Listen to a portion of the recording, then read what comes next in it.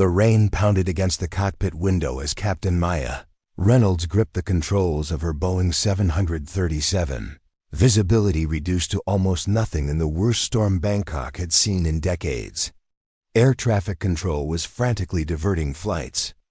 But Maya had already calculated an alternative approach using her controversial navigation method, one that her airline had repeatedly dismissed as unnecessarily complex and outside standard protocols. As lightning flashed around the aircraft, illuminating the faces of 307 terrified passengers, Maya made her decision. She would either be fired for insubordination or save everyone on board. She couldn't have possibly known that this moment would expose a system that had been silencing innovation for years. Before we jump back in, tell us where you're tuning in from, and if this story touches you, make sure you're subscribed, because tomorrow I've saved something extra special for you. The fluorescent lights of Pacific Meridian Airlines operations. Center hummed overhead as Maya stood before Chief Operations Officer Richard Harmon, her posture military straight despite her exhaustion.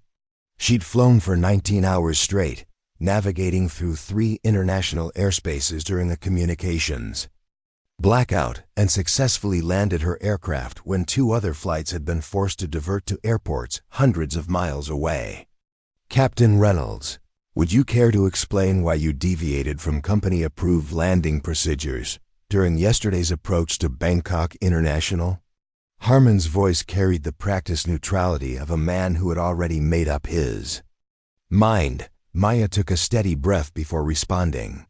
Sir, the storm cell had created a severe wind shear corridor directly in our assigned approach path.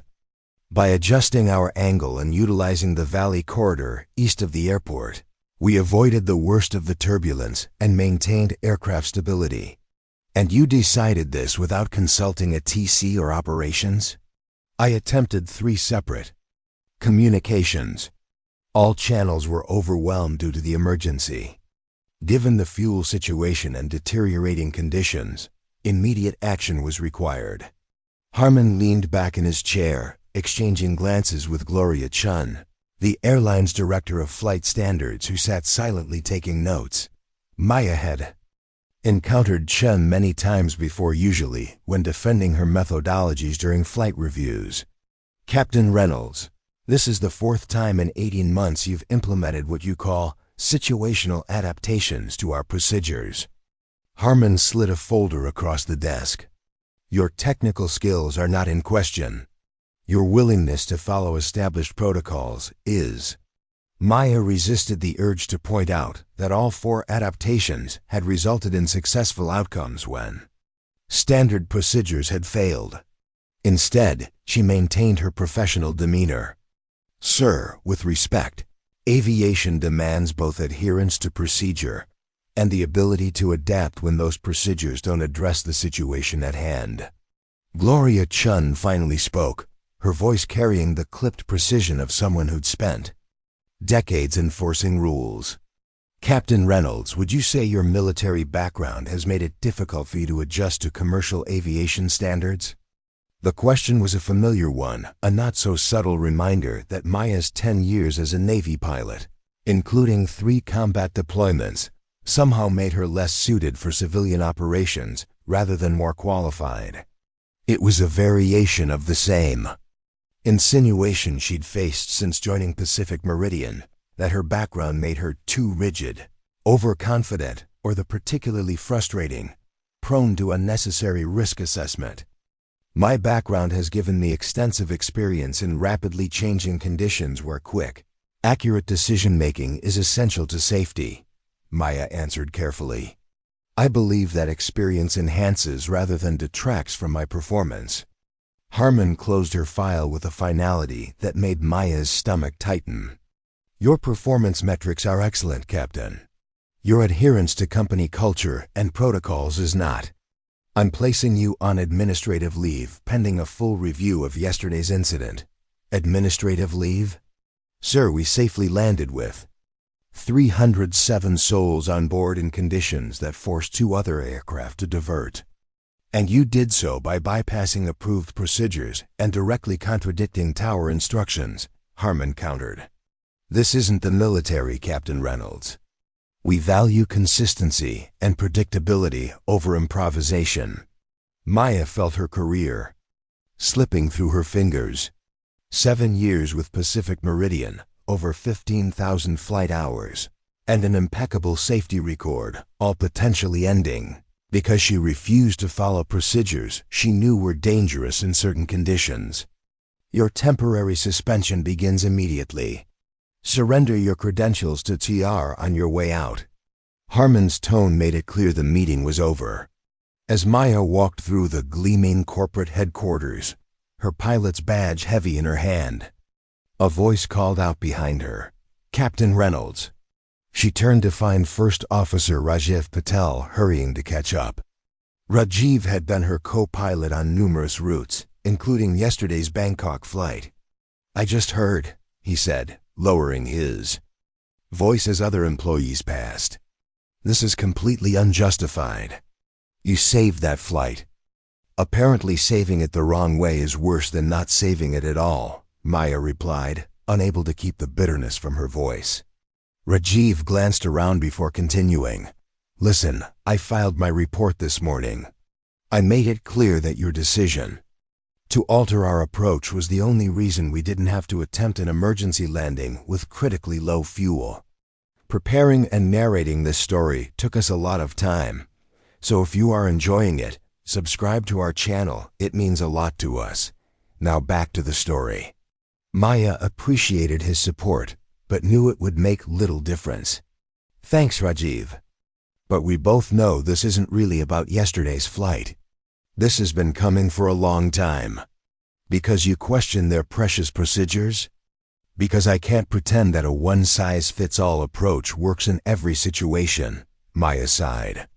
"The aviation industry has become so dependent on automation and standardization that they've forgotten what it means to actually fly an aircraft." Rajiv nodded.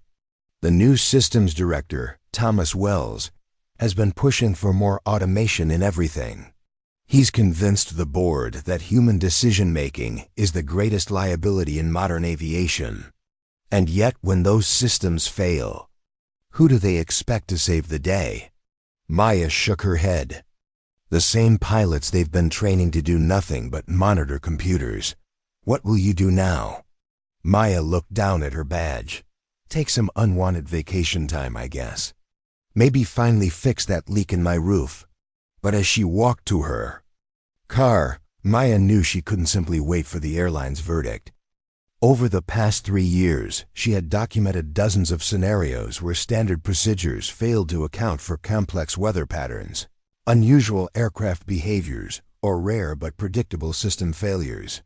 Her attempts to introduce more comprehensive training scenarios had been repeatedly shelved as unnecessarily complex or outside the scope of standard operations. That evening, in her modest apartment overlooking Seattle's Lake Union, Maya spread her documentation across her dining table. Years of meticulously recorded flight data, weather patterns, and system anomalies, all cataloged with the precision of someone who understood that aviation safety was built on learning from every incident, no matter how minor. Her phone rang, displaying her sister's number. "So did they give you a medal or just a really big bonus?" Leah's voice was light, assuming Maya was calling with good news after yesterday's dramatic landing that had made brief mentions in the news. "Neither. They put me on administrative leave." "They what?" Leah's shock was evident. "You landed safely in what they're calling the worst storm Bangkok has seen in 20 years. Apparently, how I landed matters more than the fact that I landed safely. That's insane. You should call the pilots' union." Maya had already considered this. "The union will defend my right to a fair review, but they won't go against established procedures. No one wants to be seen as undermining safety protocols, even when those protocols are wrong, especially then." Maya ran a hand through her short black hair, a habit from her military days. "The system doesn't reward people who point out its flaws. So what's your plan? You always have a plan. Maya looked at the documents spread before her. I'm going to compile everything I've documented over the past 3 years. If they're going to push me out, I'm at least going to make sure they understand what they're losing. After hanging up, Maya turned to her computer and began organizing her research into a comprehensive report. She worked through the night, fueled by frustration and the unwavering belief that aviation safety demanded more than rigid adherence to procedures that didn't account for real-world complexity. By morning, she had compiled a 200-page analysis detailing 27 specific scenarios where standard procedures had nearly resulted in incidents. Each case included alternative approaches, backed by aerodynamic calculations and weather pattern analyses that would allow pilots to make better decisions in similar situations. As she sent the document to print, her phone buzzed with a text from Rajiv. Emergency meeting called for all senior flight crew. Something big happening. Will update when I can. Maya stared at the message, wondering what could have prompted such a meeting. Pacific Meridian rarely assembled senior crews, unless there was a major operational change or safety concern. 3 hours later, Rajiv called. You're not going to believe this, he said, his voice tight with tension. Thomas Wells just announced the implementation of the Meridian automated flight system across the entire fleet. Maya frowned. MAFS? That's still in development. It hasn't been fully tested. Wells claims it's passed all required certifications. They're starting implementation next week, beginning with the international fleet. MAFS was Pacific Meridian's proprietary flight management system, designed to further reduce pilot intervention in all phases of flight. Maya had participated in early simulator testing and had raised numerous concerns about the system's ability to handle unusual situations. Did they address any of the issues from the simulator tests? She asked. Wells says all identified issues have been resolved. But Maya, they're fast-tracking this. Pilot training is being compressed to a 3-day course. 3 days? That's barely enough time to cover the basics, let alone prepare for system failures or unusual situations. That's the point. Wells says the system is designed to eliminate the need for pilots to make those kinds of decisions. In his words, human intervention will be limited to system monitoring and passenger communications. Maya felt a chill. This wasn't just about her career anymore. This was about the safety of every passenger and crew member who would fly on aircraft controlled by a system she knew was inadequately tested. Rajiv, I need you to send me whatever information you can about the implementation schedule and training protocols. That could put my job at risk. I know, and I wouldn't ask if it wasn't important, but this isn't about me anymore. After a long pause, Rajiv sighed. I'll see what I can do. But Maya, be careful. Wells has a lot of influence with the board, and he's convinced them that MAFS is the future of the airline. Over the next week, Maya received periodic updates from Rajiv and other concerned colleagues. The picture that emerged was deeply troubling. MAFS was being implemented at an unprecedented pace, with minimal training and little consideration for the scenarios Maya had documented in her report. On day 9 of her administrative leave, Maya received an email from Human Resources. Her review had been completed, and she was being offered a choice: accept a demotion to first officer with probationary status, or take a severance package and leave the airline. The message was clear: Pacific Meridian no longer wanted a captain who questioned their systems. That same evening, Maya's doorbell rang. Opening it, she found Gloria Chun standing in the hallway, looking uncomfortable and out of place. Director Chun, Maya said, unable to hide her surprise. This is unexpected. May I come in, Captain Reynolds? What I have to say shouldn't be discussed in a hallway. Maya hesitated, then stepped aside. Chun had been one of her most persistent critics, consistently questioning Maya's methods during reviews and simulator assessments. Once inside, Chun got straight to the point. I've reviewed your report. My report? How did you? You sent it to the Flight Standards Office before your suspension took effect. It was routed to my department. Maya had indeed sent the report, though she'd had little hope it would be taken seriously. I've spent the past week verifying your data and running simulations on the scenarios you identified. Chun placed her briefcase on Maya's coffee table and removed a tablet. Your analysis is impressively thorough. Thank you, Maya replied cautiously. It's also deeply concerning, particularly in light of the MAFS implementation. Chun turned the tablet to show a simulation of one of Maya's documented scenarios, a complex wind shear event during approach. I ran this scenario against the current version of MAFS. The system failed to identify the danger until it was too late for corrective action. Maya watched the simulation end in a catastrophic outcome. This is exactly what I've been trying to warn everyone about. MAFS isn't designed to handle complex, multivariable situations. No, it isn't. Chun looked up at Maya with an expression she'd never seen before: respect. Captain Reynolds, I owe you an apology. I've spent my career enforcing standardization because I believed it was the safest approach to commercial aviation. Your report has forced me to reconsider that position. I'm not against standardization, Maya clarified. I'm against treating it as infallible. Pilots need to understand the why behind procedures so they can adapt when those procedures don't fit the situation. Chun nodded, which brings me to why I'm here. Thomas Wells is presenting MAFS to the FAA Certification Board tomorrow. Once it receives final approval, implementation will begin immediately. That's insane. The system has critical flaws. Yes, but Wells has carefully controlled what data the FAA has seen. They're not aware of the scenarios you've documented or the system's failures in those conditions. Maya began to understand. So you're here because I need your help to stop this. Your report provides the evidence needed to delay implementation until these issues can be addressed. Chun paused. But it would mean directly challenging Wells and the board.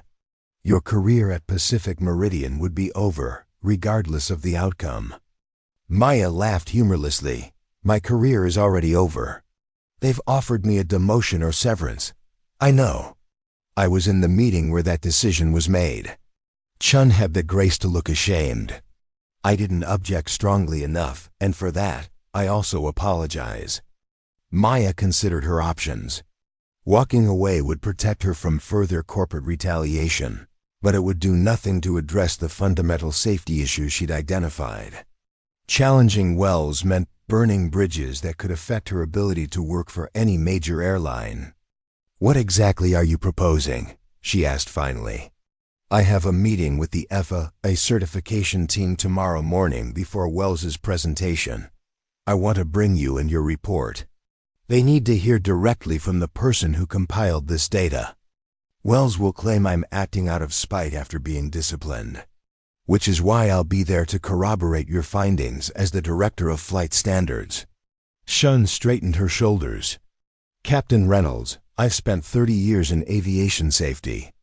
If I don't stand up for actual safety over corporate interests now, what has my career been worth?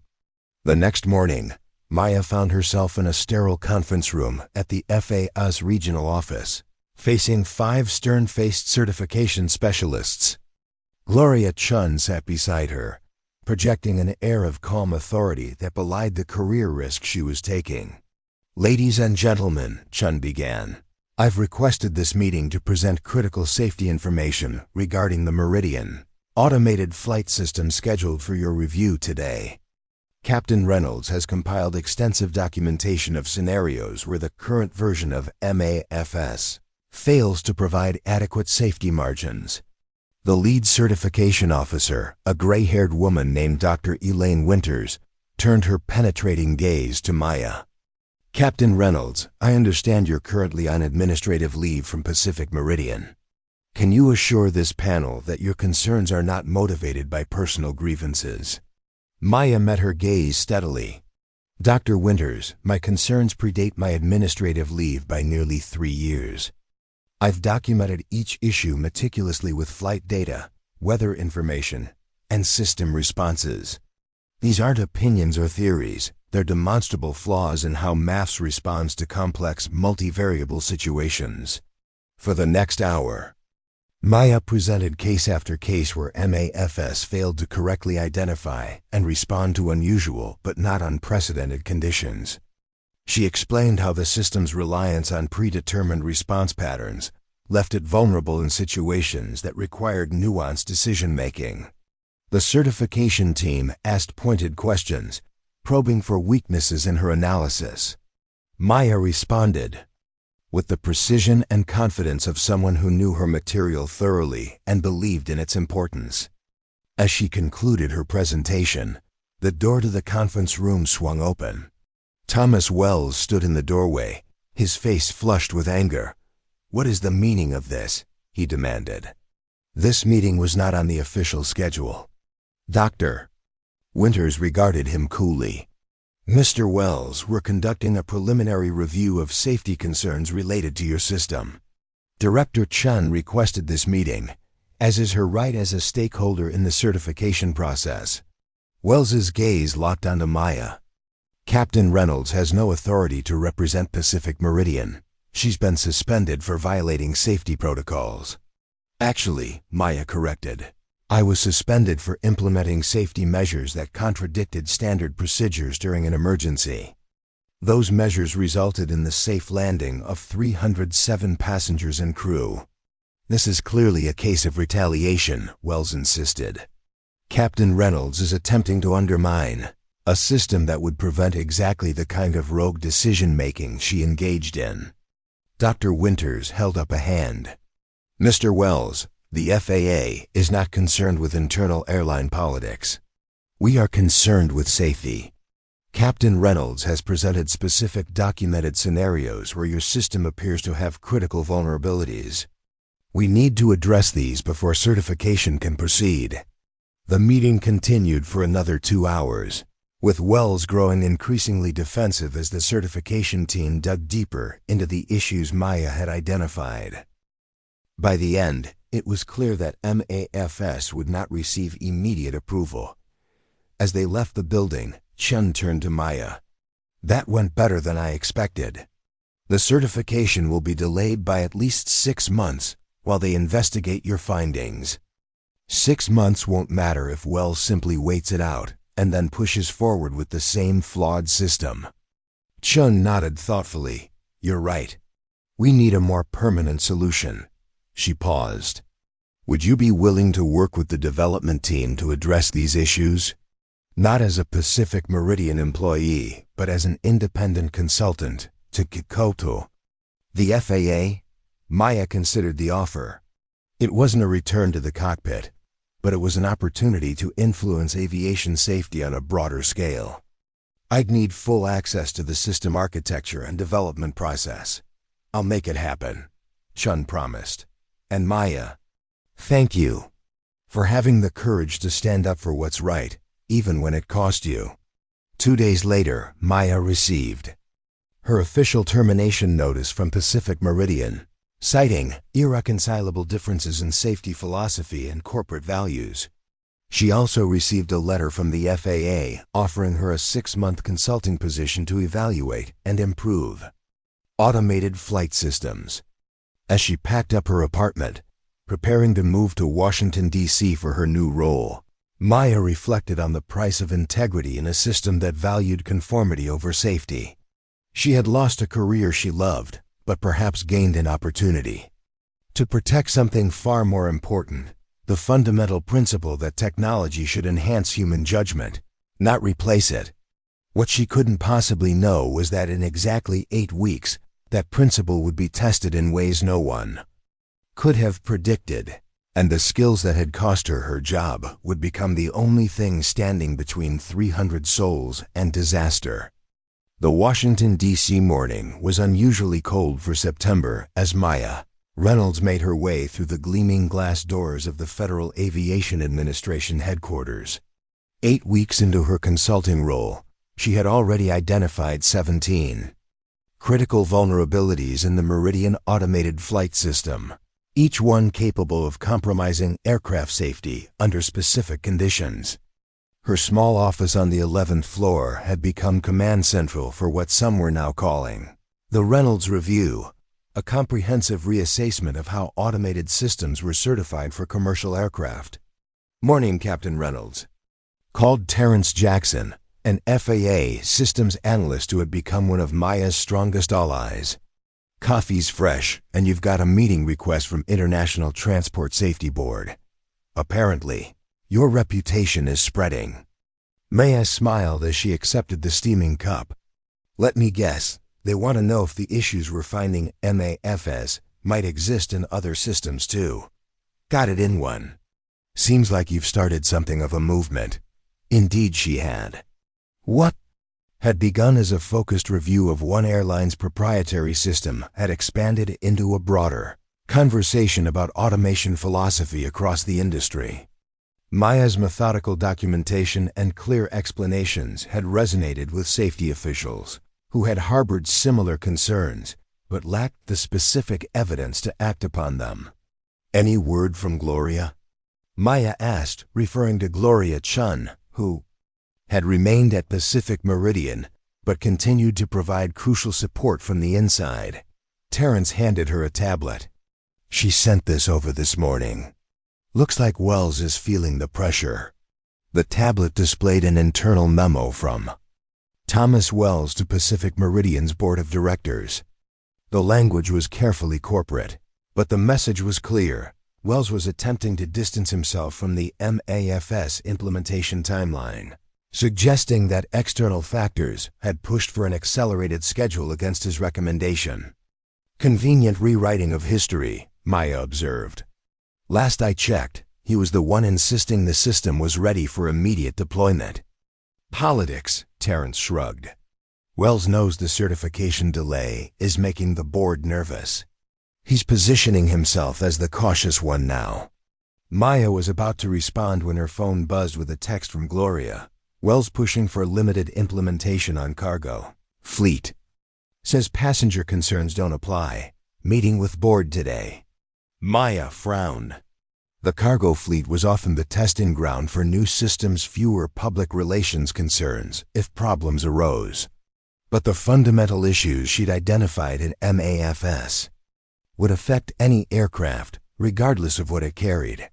"We need to," she began, but was interrupted by the sudden blare of a notification from the wall-mounted screen that displayed global aviation alerts. "Breaking. Pacific Meridian Flight 273 declaring emergency over North Pacific. Communications issues reported." Maya and Terrence exchanged glances before hurrying to the situation room where major incidents were monitored. By the time they arrived, the room was already filling with FAA officials staring at the large display showing the aircraft's position approximately 900 miles northwest of Seattle. "What do we know?" demanded Carolyn Reeves, the FAA's Director of Emergency Response. A technician at one of the monitoring stations responded.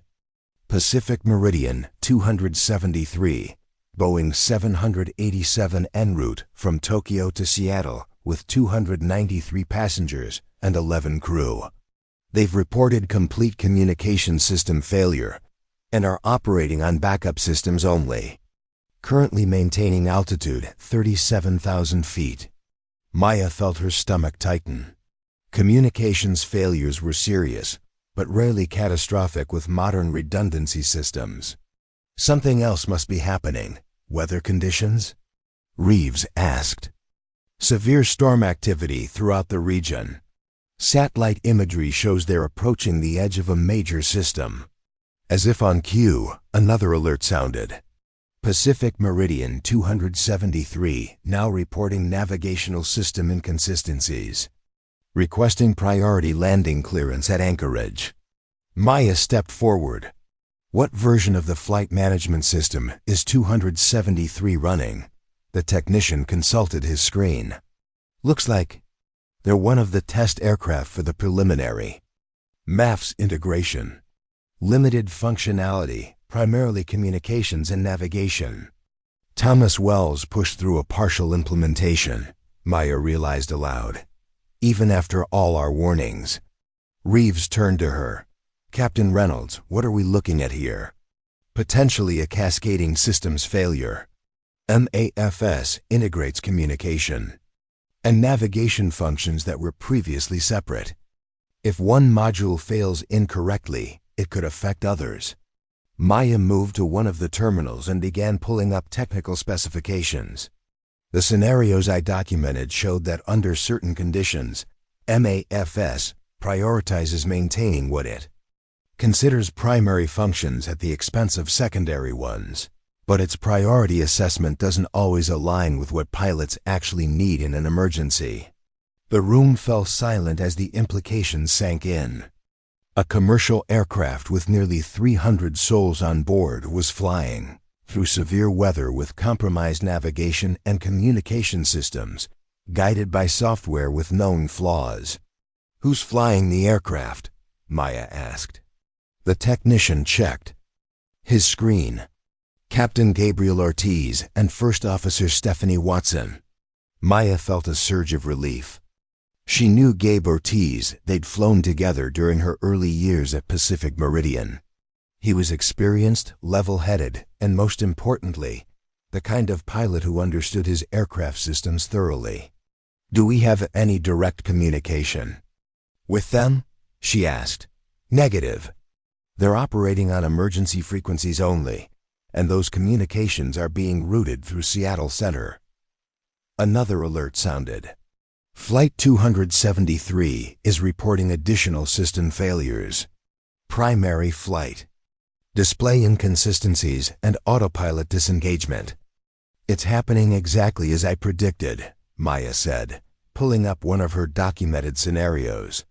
MAFS is sacrificing display integrity to maintain what it thinks is navigational accuracy.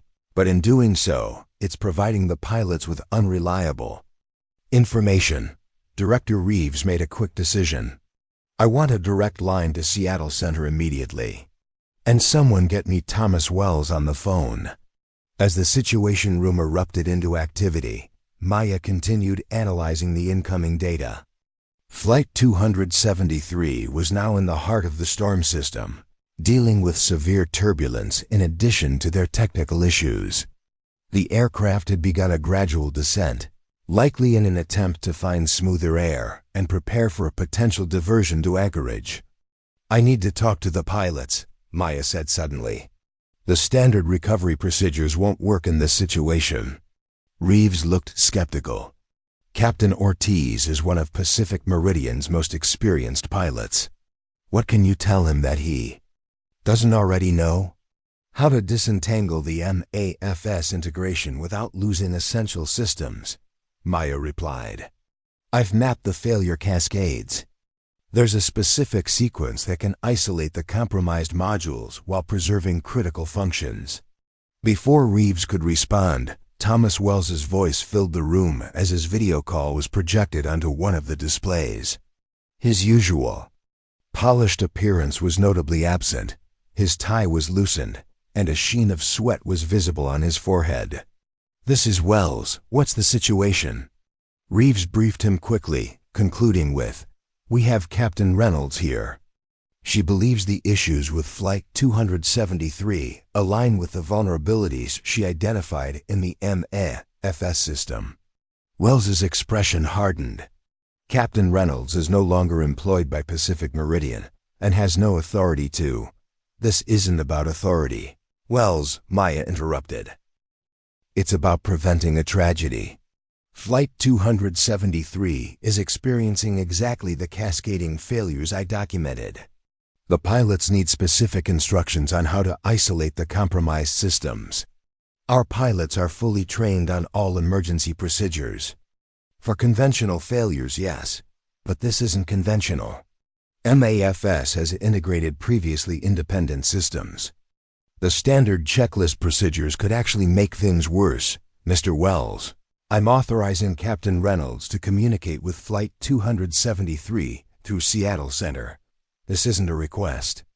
I'll notify our operations center not to countermand. Any instructions? Seattle Center, this is FAA Emergency Response with Captain Maya Reynolds. I need to speak directly with Pacific Meridian 273. FAA, this is Seattle Center. We have limited communication with Pacific Meridian 273. Voice transmissions are intermittent, but they can receive text communications through their backup system. Understood. I need to transmit specific technical instructions regarding their MAFS integration. Stand by for text relay. Message transmitted. Awaiting acknowledgement. Pacific Meridian 273 acknowledges receipt of instructions. Captain Ortiz is implementing procedures now. We're getting clearer communications from 273. They're reporting partial restoration of primary systems and stabilization of navigation displays. Pacific Meridian 273 is requesting direct voice communication with Captain Reynolds. Maya, is that really you? It's me, Gabe. How's it looking in there? Better, thanks to your instructions. We've got stable navigation and partial communications restored. Primary flight displays are still showing some inconsistencies, but they're usable. They told us you were fired. Administrative leave that turned into a career change. Listen, Gabe, you're not out of this yet. The system is going to try to reintegrate if you enter calmer air. You need to maintain the separation until you're on final approach. Understood. We're diverting to Anchorage. Weather's still rough, but we've got about 70 miles of severe conditions before things should improve. The improved conditions are actually your biggest risk point. MAFS will interpret that as an opportunity to restore full functionality. There's a circuit breaker on panel L7 labeled FMS Integ. You need to pull that before you exit the storm system. Copy that. L7, FMS Integ. Maya, there's something else you should know. We're not the only aircraft running the MAFS prototype. There are 5 more in the Pacific Meridian fleet currently in operation. We need to ground those aircraft immediately. That's not all. We had a special passenger on this flight. Thomas Wells was conducting a systems observation. He's back in the cabin. Babe, does Wells know you're communicating with me? Negative. Cabin communications are down, and he's been ordered to remain seated due to turbulence. But Maya, he's going. To know someone provided us with non-standard procedures. Let me worry about Wells. You focus on flying that plane. Pacific Meridian 273, cleared to land runway 7R, Anchorage International. Winds 080 at 15 knots, gusting to 25. Copy that, cleared. To land 7R Maya, we're on final approach. Systems are stable, but still showing some anomalies. Any last advice? Trust your instruments where they align with your visual references. Disregard where they don't. You've got this, Gabe. Wheels down, 273. All souls safe. Thank you, Maya, sir. We need an immediate emergency airworthiness directive for all Pacific Meridian aircraft equipped with MAFS prototype systems. Yes, sir. Captain Reynolds has the technical specifications and mitigation procedures ready to transmit. Looks like you just saved 304 people. Not bad for someone with attitude problems. Maya, are you watching the news? Just saw the headline. All passengers safe. That's not what I'm talking about. Someone leaked information about Wells being on that flight and hiding it during the emergency response. It's all over the aviation news sites. The board is in emergency session right now. Gloria, I need to tell you something. There are 5 more aircraft with the MAFS prototype currently in operation. We're working on an emergency directive too. Ground them, but already happening. I initiated the recall as soon as I heard about 273's issues. All 5 aircraft have been ordered to land at the nearest suitable airport and deactivate the MAFS integration. That was quick thinking. I learned from the best.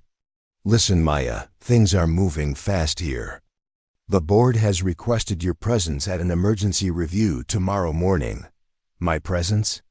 I don't work for Pacific Meridian anymore. No, but you just saved one of their aircraft and potentially prevented 5 more incidents. They want to hear directly from you about what happened and what needs to happen next.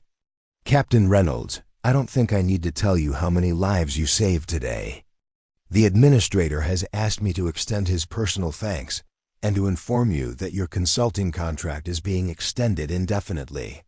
We need your expertise as we conduct a comprehensive review of all automated flight systems currently in certification. Thank you, Director. But there's something I need to do first. The Pacific Meridian Board meeting? Gloria Chun already called us. You have our full support. I think it's time they heard some uncomfortable truths about the systems they're putting in their aircraft. That evening, alone in her temporary apartment, Maya finally allowed herself to feel the full weight of the day's events. She had been vindicated in the most dramatic way possible, but that vindication had come at the risk of 304 lives. If she hadn't been at the FAA when the emergency occurred, if she hadn't spent weeks meticulously mapping the MAFS architecture, her phone buzzed with a text from Gabe Ortiz, crew and passengers all safe in Anchorage. Wells refusing to leave his hotel room. Word is spreading about what you did. The union wants to talk to you. Dinner when I get back to DC. I owe you at least that. Maya smiled and sent a quick reply before turning her attention to preparing for tomorrow's board meeting. She had been fighting for aviation safety from the outside. Now she had a chance to change things from within. The systems that had labeled her difficult, problematic, and unsuitable were the very systems that now needed her expertise most desperately. As she reviewed her notes, Maya reflected on the irony that her so-called attitude problems, her insistence on questioning flawed procedures, her refusal to prioritize consistency over safety, her willingness to stand alone when necessary, were exactly what had made it possible for her to save Flight 273. The qualities that the corporate culture had tried to suppress were the qualities that had proven most valuable in a crisis. Tomorrow would bring new challenges, new battles for safety in an industry increasingly enamored with automation. But tonight, 304 people were safe with their families because someone had been willing to be difficult when it mattered most. The Pacific Meridian corporate headquarters gleamed in the early morning sunlight, its glass and steel facade projecting an image of sleek efficiency that Maya Reynolds knew masked a far more complicated reality. As her taxi pulled up to the entrance, she spotted a cluster of reporters gathered near the main door's news of Flight 273's emergency landing, and the subsequent grounding of 5 other aircraft had clearly attracted media attention. Captain Reynolds, is it true you saved Flight 273 after being fired by Pacific Meridian? Called one reporter as Maya stepped from the vehicle. Captain, did Pacific Meridian implement a system they knew was flawed? Shouted another. Maya moved past them without comment, her focus entirely on the meeting ahead. She had spent most of the night preparing her presentation, determined to use this unexpected opportunity to address the fundamental safety issues that had concerned her for years. This wasn't about personal vindication, it was about ensuring that what happened to Flight 273 never happened again. At the security desk, she was met by Gloria Chun, who looked simultaneously exhausted and energized. The board is already assembled, Gloria said, handing Maya a visitor badge. Every member is present, either in person or virtually. This is unprecedented in Pacific Meridian's history. What about Wells? Maya asked as they stepped into an elevator. He arrived from Anchorage an hour ago. He's been in with the legal team since then. Gloria lowered her voice. The fact that he concealed his presence on Flight 273 during the emergency response has not gone over well. Several board members are calling it a breach of fiduciary duty. The elevator ascended smoothly to the top floor, where Pacific Meridian's executive offices and boardroom were located. Maya felt a flutter of nervousness that she quickly suppressed. She had faced combat situations, emergency landings, and corporate intimidation. A board meeting, even one of this magnitude, was just another challenge to navigate. As the elevator doors opened, Maya was surprised to see Rajiv Patel waiting in the corridor. Her former co-pilot looked tired, but managed to smile when he saw her. They called in all senior pilots who had experience with the MAFS testing program, he explained. I've been here since midnight, reviewing documentation. What's the mood like? Maya asked. Tense. The preliminary incident report from Flight 273 was pretty damning. The MAFS system did exactly what you warned it might do under those conditions. Rajiv paused. Maya, a lot of us owe you an apology. We should have backed you more forcefully when you first raised these concerns. You did what you could, Maya assured him. What matters now is making sure this never happens again. Gloria led them to a small conference room adjacent to the main boardroom. The board wants to speak with you alone first, Maya. Then they'll bring in the technical teams and pilot representatives. Through the glass wall, Maya could see the boardroom filled with executives in dark suits, their expressions grave as they reviewed documents spread across the massive table. At the head sat Eleanor Vance, Pacific Meridian's formidable chairwoman, a former Air Force general who had transitioned to corporate leadership after 30 years of military service. Maya had never met Vance personally, but her reputation for unflinching integrity was well known throughout the industry. They're ready for you, announced an assistant, holding open the boardroom door. Maya straightened her shoulders and walked, unconscious of every eye turning to assess her. She recognized most of the board members from company events and publicity materials, though she had never interacted with them directly.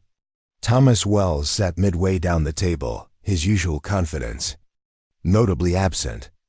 Captain Reynolds, Chairwoman Vance began, her voice carrying the crisp authority of her military background. Thank you for coming on such short notice. Please be seated. Maya took the chair at the opposite end of the table from Vance, setting her tablet and notes before her. I'll come straight to the point, Vance continued.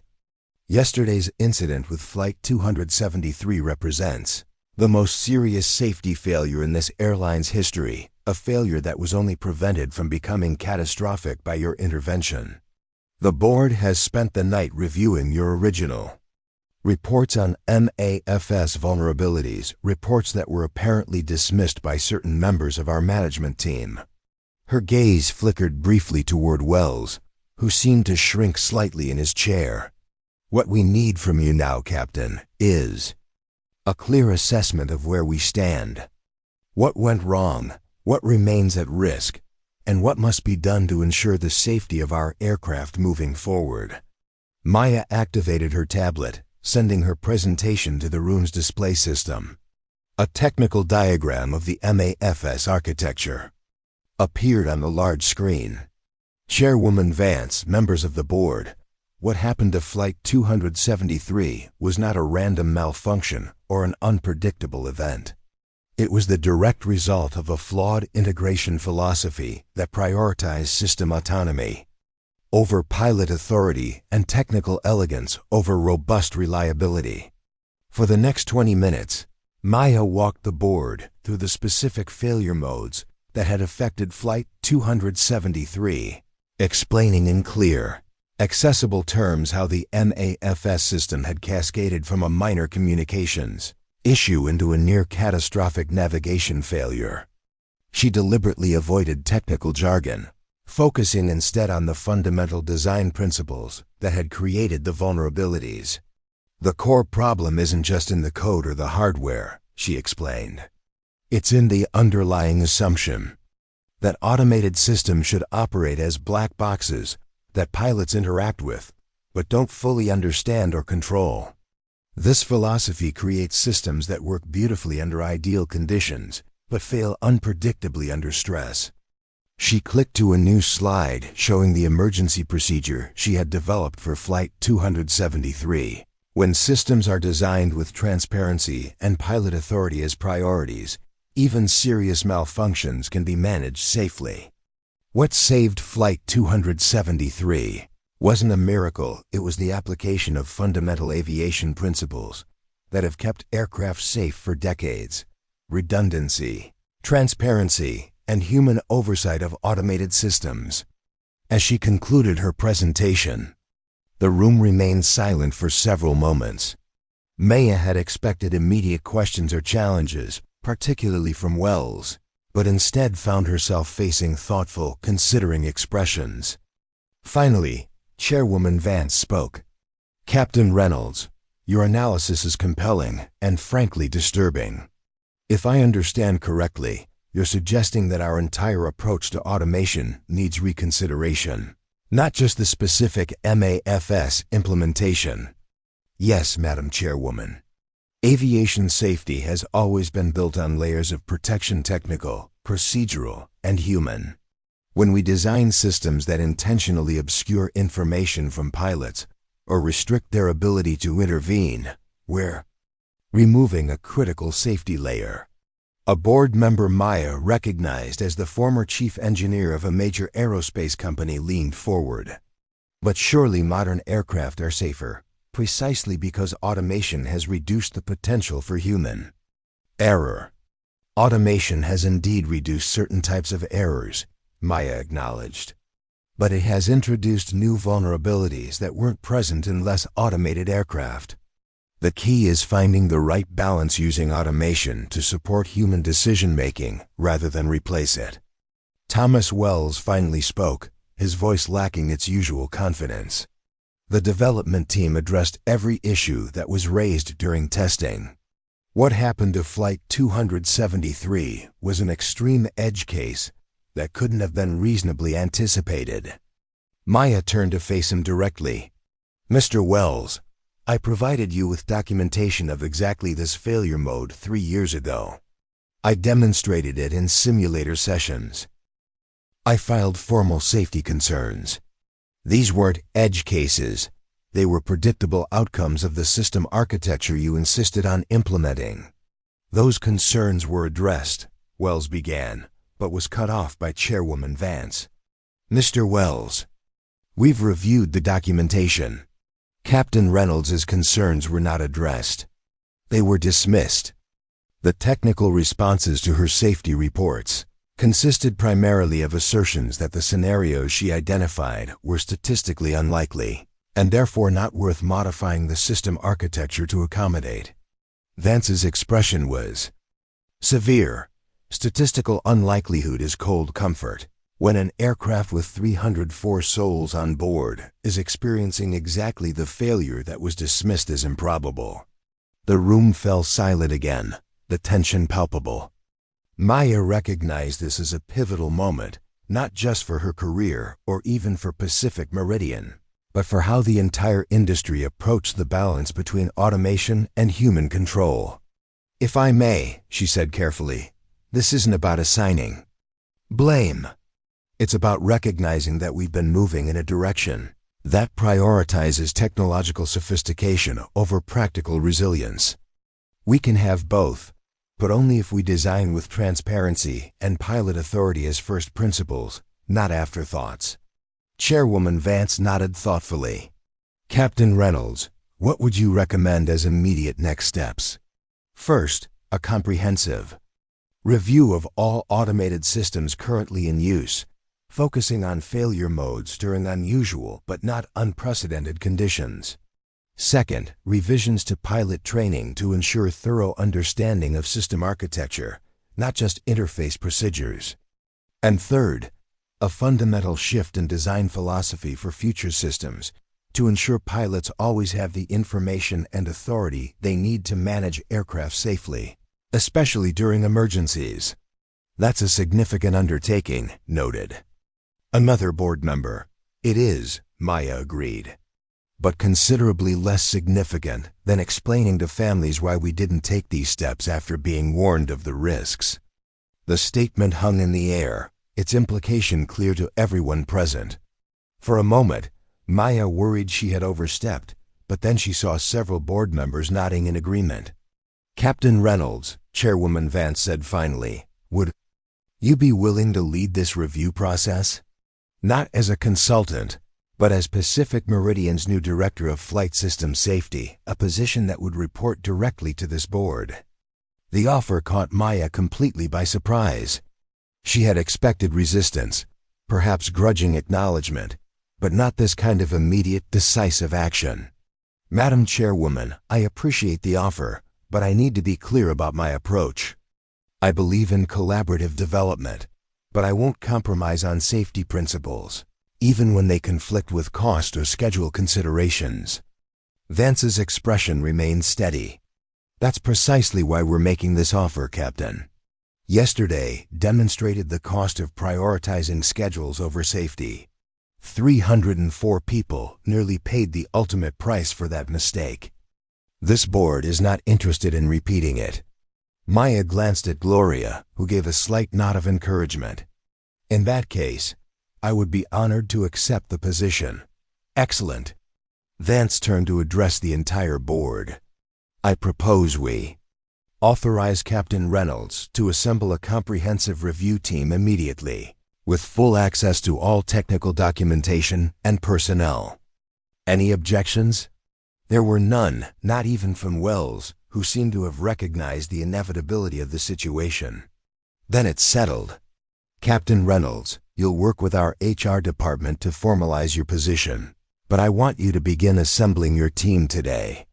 This is now the company's highest priority." As the meeting concluded, Maya found herself surrounded by board members, eager to speak with her. The transformation was remarkable from outcast to authority in less than 24 hours. Yet, Maya felt no sense of triumph, only a sober recognition of the responsibility she had just accepted and the work that lay ahead. Outside the boardroom, Rajiv was waiting with a small group of pilots, all wearing expressions of cautious hope. "What happened?" he asked as Maya emerged. "They've created a new position, Director of Flight System Safety. I'll be leading a comprehensive review of all automated systems and developing new safety protocols." A murmur of approval ran through the group. One of the pilots, a veteran captain named Diane Lewis, whom Maya had always respected, stepped forward. "Damn time they listened to you. What can we do to help?" "I'm going to need experienced pilots who understand both the technical and operational aspects of these systems," Maya replied. "People who aren't afraid to ask difficult questions and insist on clear answers." "Count us in," Diane said, gesturing to the assembled pilots. "After what happened with Flight 273, I think you'll find a lot of support in the pilot corps." Over the next weeks, Maya assembled a team that combined technical expertise, operational experience, and regulatory knowledge. Her office became the center of a comprehensive review that touched every aspect of Pacific Meridian's approach to automated flight systems. The work was intense and often contentious. Deeply entrenched assumptions about automation had to be challenged. Complex technical architectures had to be dismantled and reassessed, and resistant managers had to be convinced that transparency wasn't just a nicety, but a fundamental safety requirement. Thomas Wells resigned 3 weeks into the review, citing personal reasons, but clearly recognizing that his position had become untenable. After Flight 273, his departure removed a significant source of resistance, but Maya was careful not to allow the review to become a witch hunt. The goal wasn't to assign blame, but to create systems that were genuinely safer. 6 weeks after accepting her new position, Maya stood before a different audience. The assembled pilots of Pacific Meridian gathered in the company's main training facility for a briefing on the review's preliminary findings and recommendations. "The changes we're implementing aren't just technical," she explained, gesturing to the diagrams displayed behind her.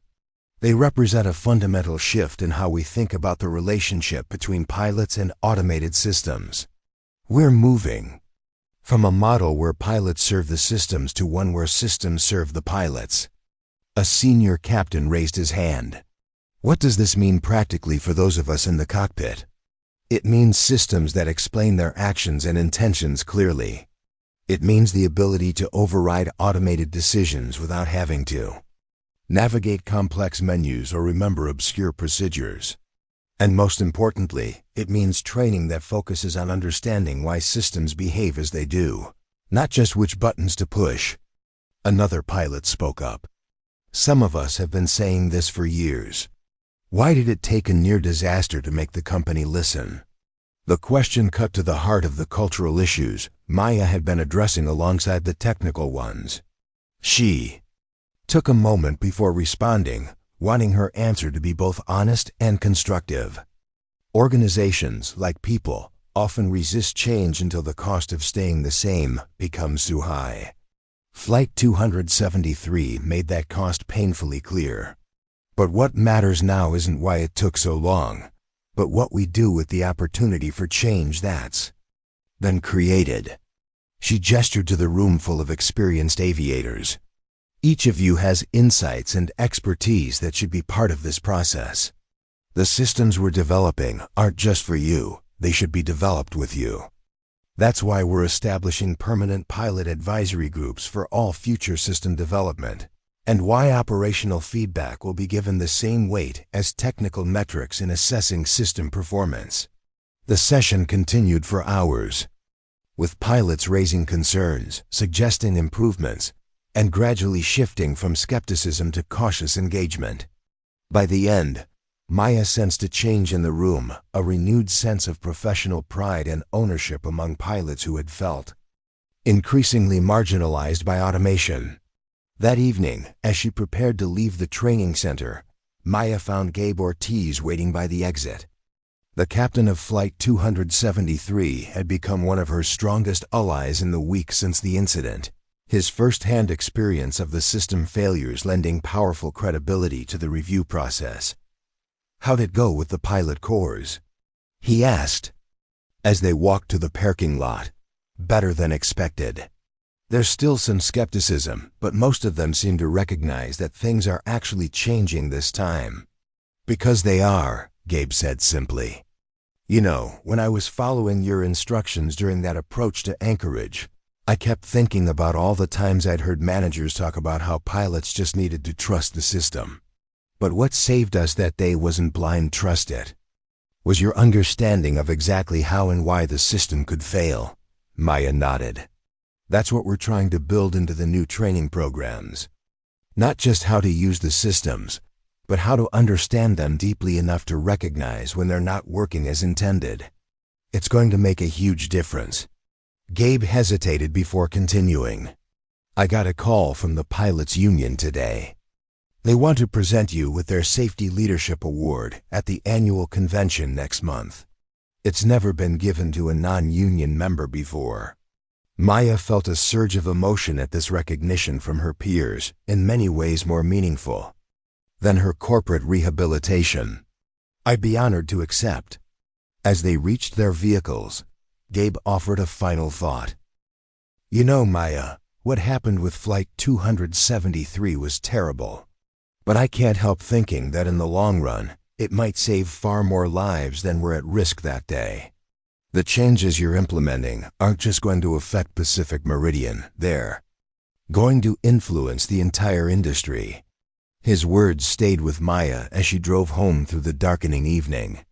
The past weeks had been a whirlwind of activity, leaving little time for reflection. But now, with the initial reviews complete, and new systems beginning to take shape, she could see the broader implications of what they were building.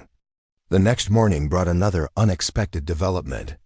As Maya arrived at her office, she found Gloria Chun waiting with a visitor, Dr. Elaine Winters from the FAA certification team. "Dr. Winters has a proposal for you," Gloria explained. After introductions were complete, the FAA official got straight to the point. "Captain Reynolds, the work you're doing at Pacific Meridian has attracted attention beyond your company. The administrator has asked me to invite you to chair an Industry-wide working group on automation transparency and pilot authority. We need to ensure that the lessons from Flight 273 aren't just implemented by one airline, but become standard across commercial aviation. The invitation represented yet another expansion of Maya's influence, from individual pilot raising concerns, to company director implementing changes, to now potentially shaping industry-wide standards. The working group would include representatives from all major aircraft manufacturers, airlines, and pilot associations, Dr. Winters continued.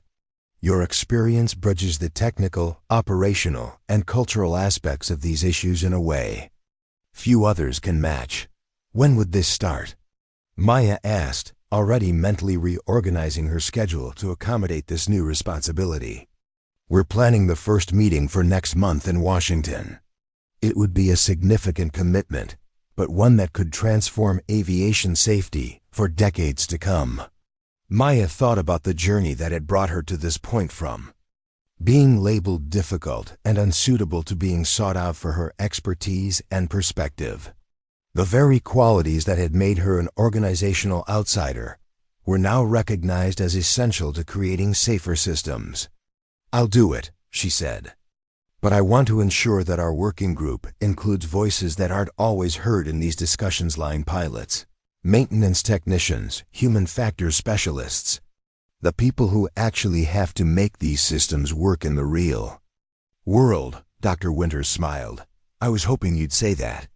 The administrator specifically mentioned your emphasis on including operational perspectives as one of the reasons for this invitation.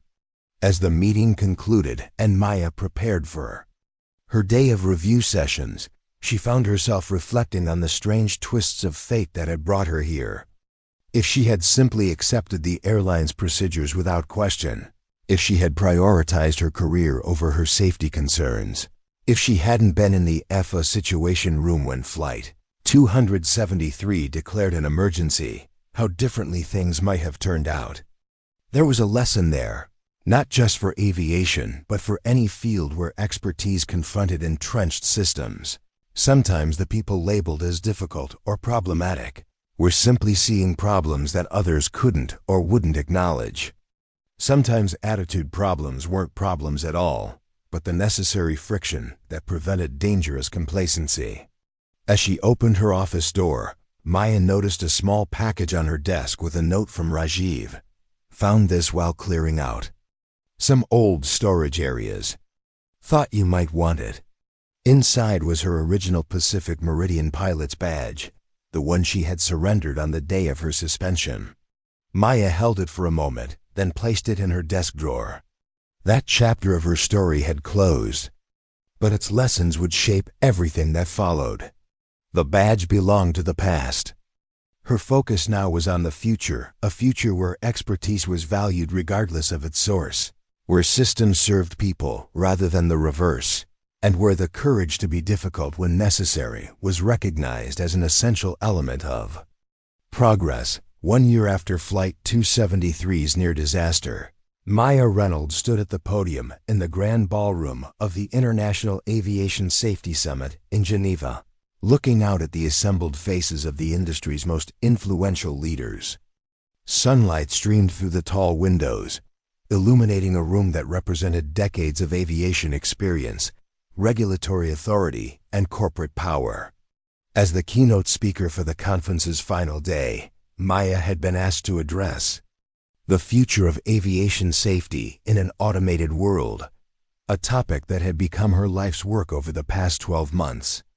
A year ago today, she began, her voice steady and clear, Pacific Meridian Flight 273 came within minutes of becoming one of the worst aviation disasters in recent history. 304 lives hung in the balance as cascading system failures stripped the pilots of the tools they needed most desperately. That they landed safely was not a miracle, it was the result of skilled pilots having access to the right information at the right time. Maya paused, letting her gaze sweep across the audience. She recognized faces from every major airline, aircraft manufacturer, and regulatory body, many of whom had initially resisted the changes she'd championed after Flight 273. The question before us isn't whether automation has made aviation safer. Clearly, it has. The question is whether our approach to automation is still serving the fundamental goal of aviation safety, or whether we've allowed technological sophistication to become an end in itself. On the massive screen behind her, Maya displayed a simple diagram showing the relationship between pilots, automated systems, and aircraft control functions. For too long, we've been designing systems that intentionally distance pilots from the aircraft they're responsible for flying. We've created black boxes that make decisions autonomously, communicate those decisions inadequately, and resist intervention when pilots recognize problems that the automation cannot. She clicked to the next slide, showing the new architecture that had emerged from Pacific Meridian's comprehensive review, an architecture that had since been adopted by 3 other major airlines and was under consideration by several aircraft manufacturers. The alternative isn't to abandon automation, but to reframe its purpose. Automation should amplify human capabilities, not replace them. It should provide pilots with better information, more options, and clearer pathways to intervention when necessary.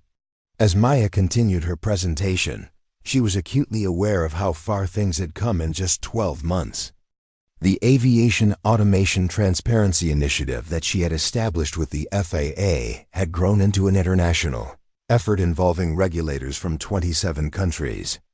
The training protocols she had developed at Pacific Meridian were being adapted for use by flight schools and airlines worldwide.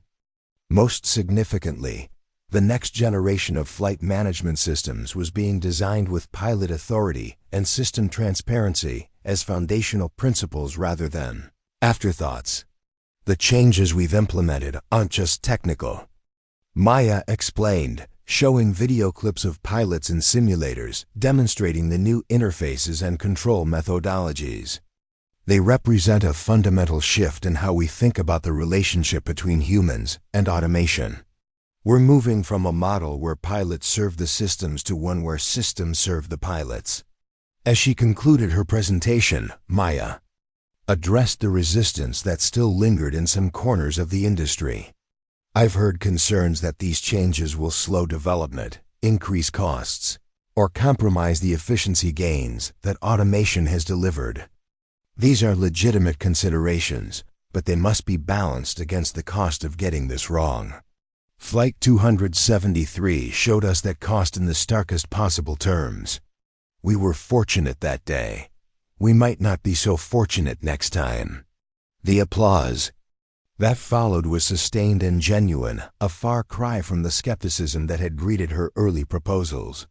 As Maya stepped away from the podium, the conference moderator announced a panel discussion featuring representatives from major aircraft manufacturers, pilot associations, and regulatory bodies. Maya took her seat on the panel beside Francois Dubois, the Chief Technology Officer of Airbus, and Dr. Samantha Keller, the FAS Director of Certification. On her other side sat Captain James Wong, President of the International Federation of Airline Pilots, and Dr. Nikolai Petrov, a leading human factors researcher who had provided crucial support for Maya's initiatives. The moderator, a respected aviation journalist named Elizabeth Chun, opened with a direct question for the panel. Captain Reynolds has outlined a compelling vision for the future of aviation automation. What practical obstacles do you see to implementing this vision industry-wide? Francois Dubois spoke first, his French accent pronounced but his English precise. The technical challenges are significant, but not insurmountable. The greater challenge is cultural. For decades, we have designed systems based on the assumption that reducing pilot intervention improves safety. Changing this mindset requires more than new interfaces. It requires new thinking throughout our engineering organizations. Dr. Keller nodded in agreement.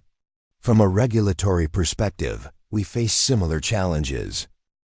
Our certification processes have evolved to evaluate systems based on technical performance metrics, not on how effectively they communicate with pilots or support human decision-making.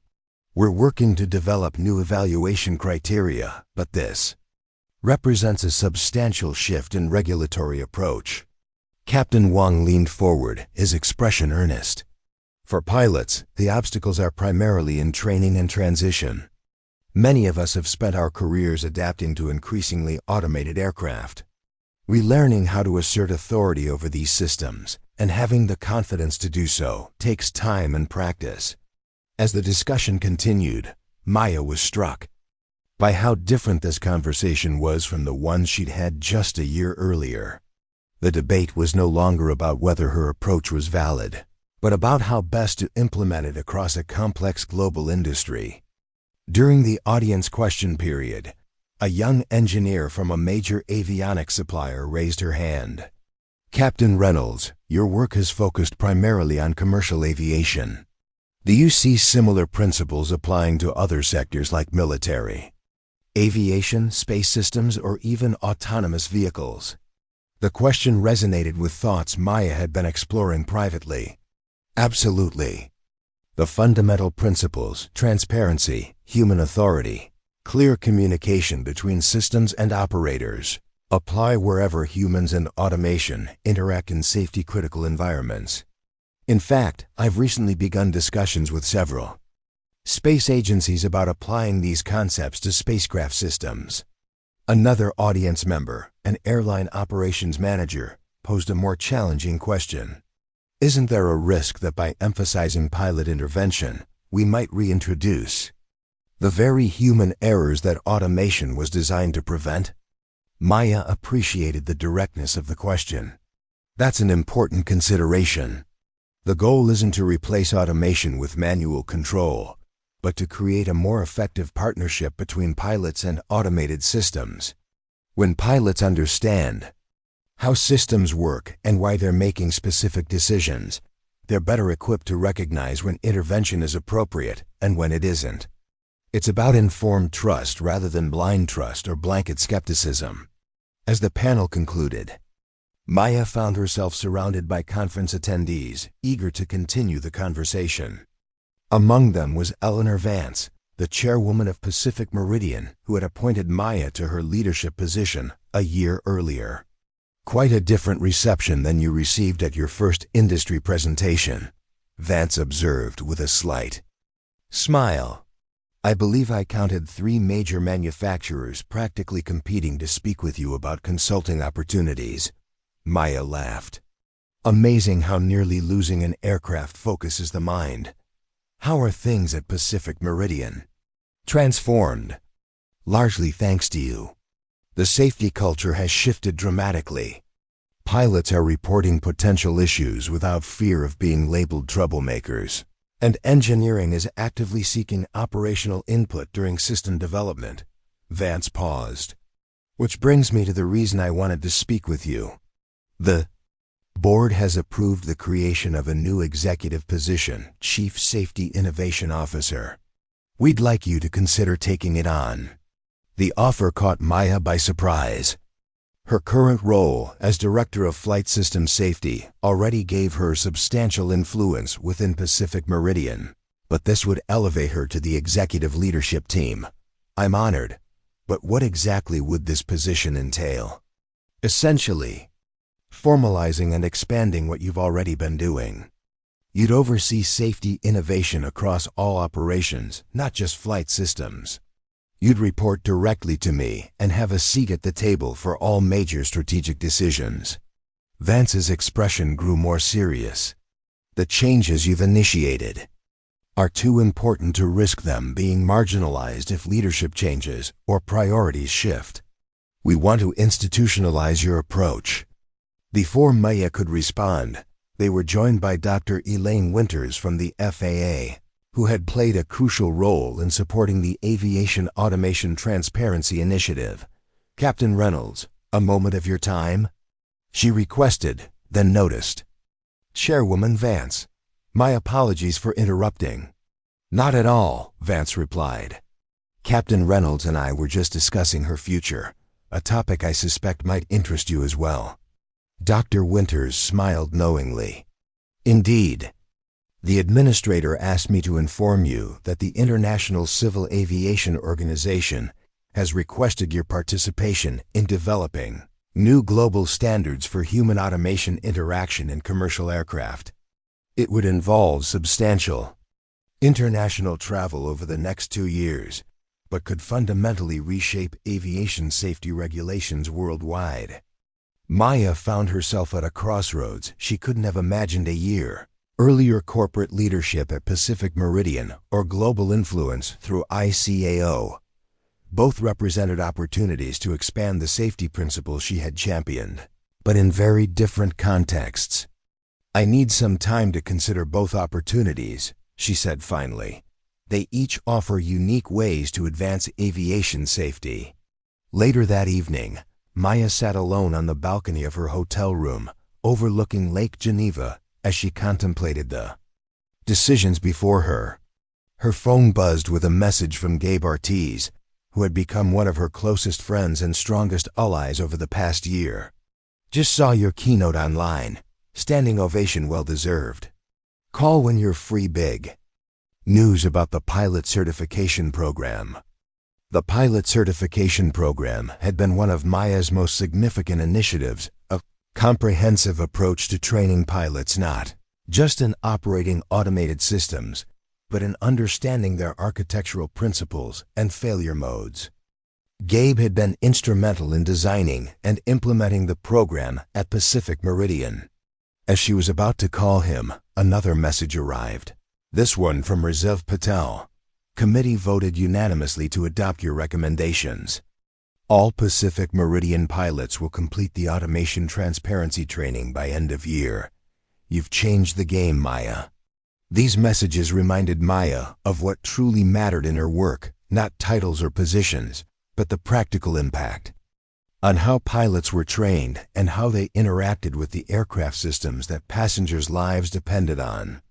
Whether at Pacific Meridian or ICAO, her fundamental goal remained the same: creating aviation systems that leverage the best of both human judgment and technological capability. The next morning, Maya requested meetings with both Chairwoman Vance and Dr. Winters. She had made her decision, but not in the way either of them might have expected. I'm deeply honored by both opportunities, she began, sitting with them in a quiet corner of the conference center. But I believe there's a third option that would better serve our shared goals. Maya outlined her proposal. Rather than choosing between Pacific Meridian and ICAO, she would establish an independent aviation safety innovation institute that would partner with airlines, manufacturers, and regulators worldwide. The institute would develop safety standards, train protocols, and system design principles that could be adopted across the industry. Pacific Meridian could be the founding corporate partner, she explained to Vance, demonstrating continued leadership in aviation safety innovation. And ICAO could provide the international platform for implementation, she added, turning to Winters. Both women considered the proposal thoughtfully. It was ambitious and unconventional, much like Maya herself.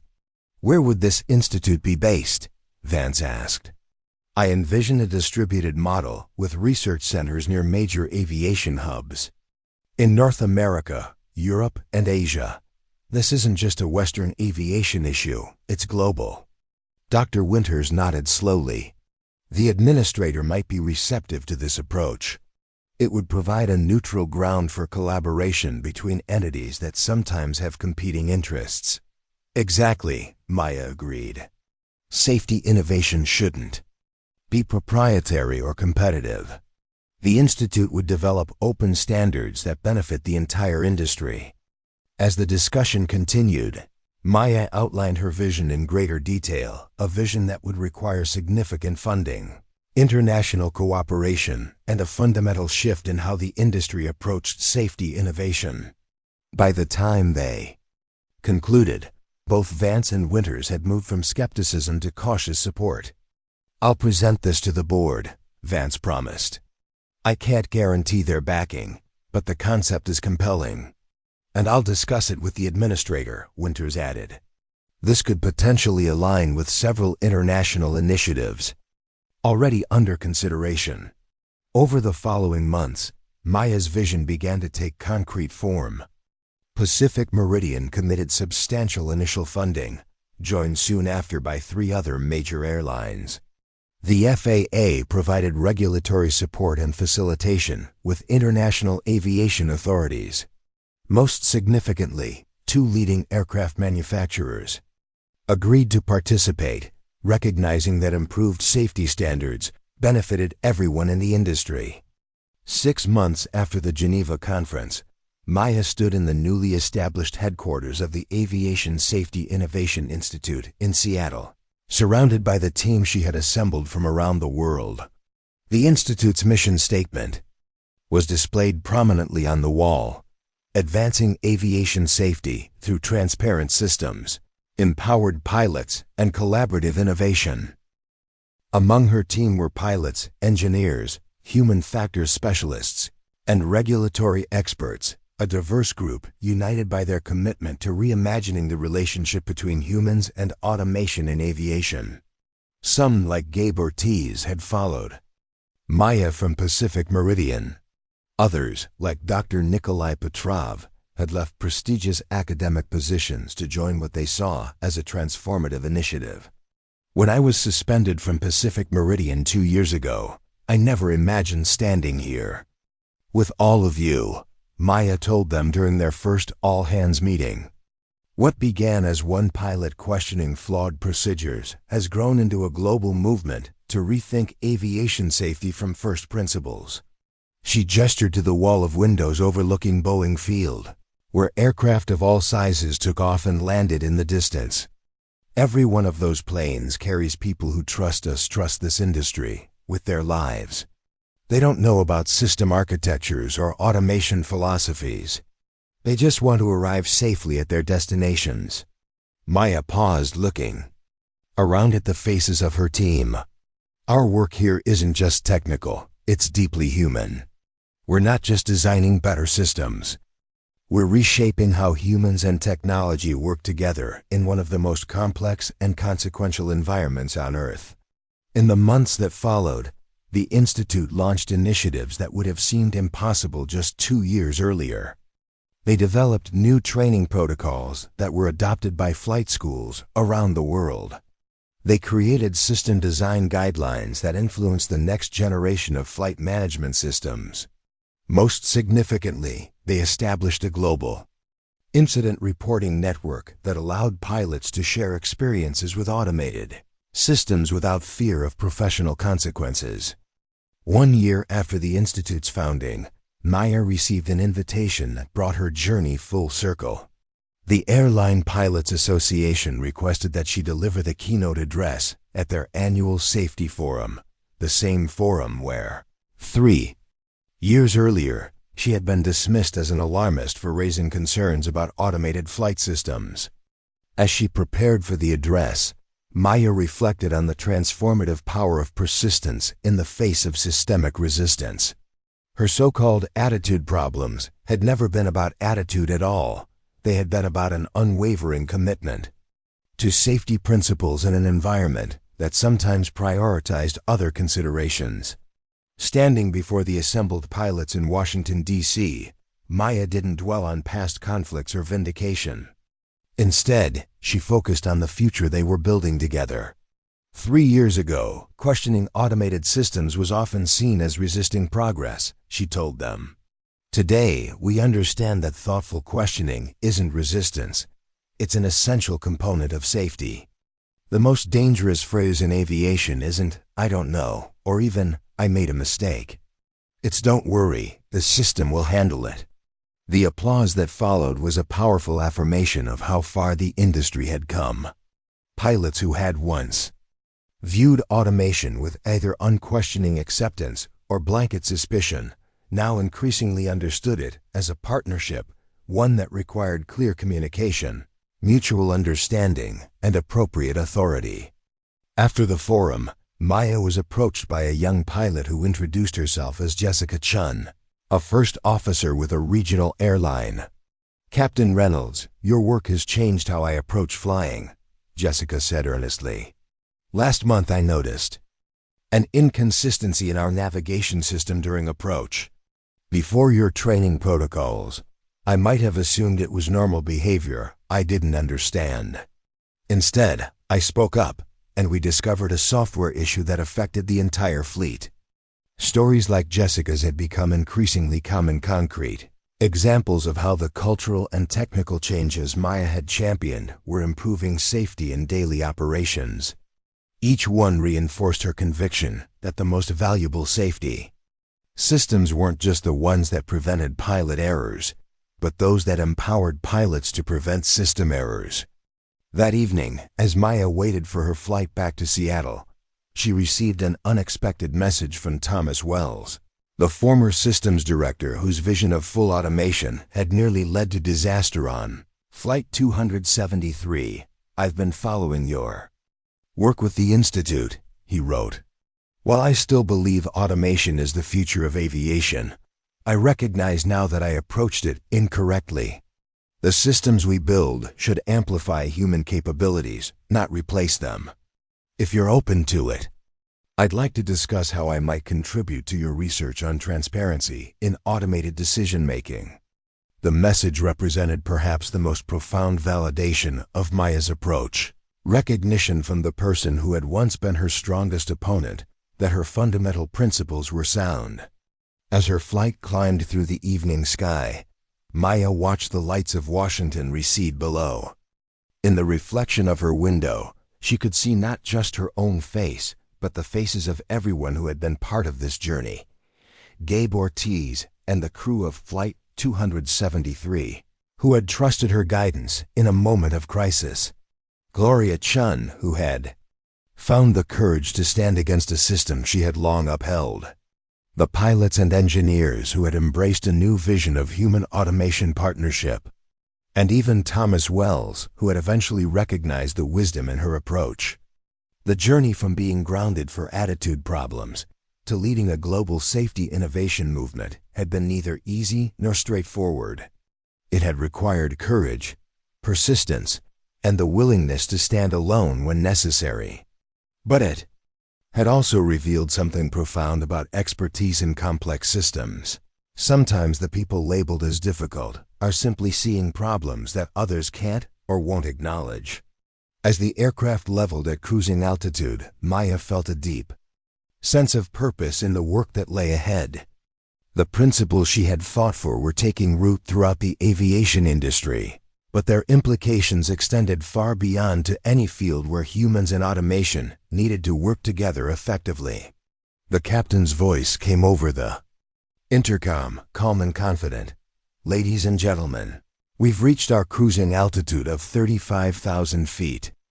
The weather ahead looks clear, but our team is monitoring some developing systems and will keep you updated on any changes to our route or arrival time." Maya smiled at the small but significant change in phrasing. Not just the weather looks clear, but our team is monitoring. It reflected exactly the kind of human-centered approach she had championed: transparency, teamwork, and the recognition that even in highly automated systems, human judgment remained essential. The transformation she had helped create was still in its early stages, but its momentum was building. What had begun with one pilot refusing to accept flawed systems had grown into a movement that was reshaping how humans and technology work together in one of the most complex and consequential environments on Earth. And in that transformation lay a powerful lesson for industries far beyond aviation. The most robust systems weren't those that eliminated human judgment, but those that respected, supported, and enhanced it. Maya's journey from outcast to leader hadn't just saved 304 lives on Flight 273. It was helping to create systems that would protect countless more in the years to come. Up next, you've got two more standout stories right on your screen. If this one hit the mark, you won't want to pass these up. Just click and check them out. And don't forget to subscribe and turn on the notification bell so you don't miss any upload from us.